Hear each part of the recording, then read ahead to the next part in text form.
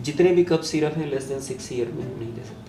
CPM cold की दवा हम लोग यूज़ करते हैं, 50 साल से नीचे नहीं यूज़ कर सकते। नहीं कर सकते। यूज़ करने वाले 2 दिन के बच्चों में भी यूज़ कर ले, दैट्स ए डिफरेंट स्टोरी।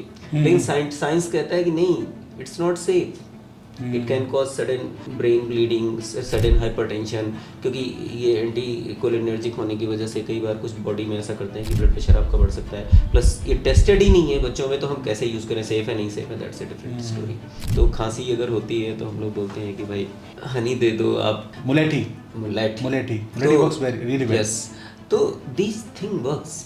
और सर मैंने पर्सनली किया हुआ है, मुलेठी इज लाइक अमेजिंग।